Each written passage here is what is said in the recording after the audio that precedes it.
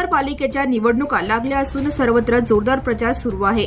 तर दुसरीकडे सोलापुरातील शहरातील प्रभाग क्रमांक 21 मधील काँग्रेसच्या उमेदवारावर फसवणुकीचा गुन्हा सदर बाजार पोलीस ठाण्यात दाखल करण्यात आला आहे।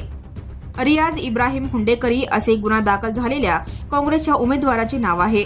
तर इस्माईल अलीसाब नाईकवाडी यांनी हा गुन्हा दाखल केला आहे।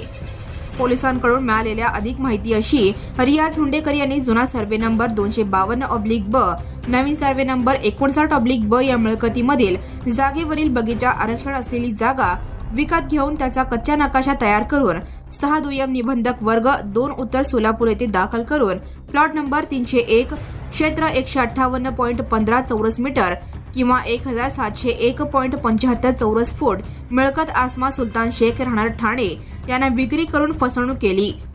तसेच प्लॉटचे फिर्यादीस कुलमुखत्यार पत्र दिलेले असून त्यावर धारक म्हणून फिर्यादी आसमा शेख असे देऊन फिर्यादी व आसमा शेख यांची फसवणूक रियाज हुंडेकर यांनी केली आहे। फिर्यादी इस्माईल अलीसाब नाईकवाडी यांनी दिलेल्या फिर्यादीवरून काँग्रेसचे उमेदवार तथा माजी नगरसेवक रियाज हुंडेकर यांच्यावर फसवणुकीचा गुन्हा दाखल करण्यात आला आहे।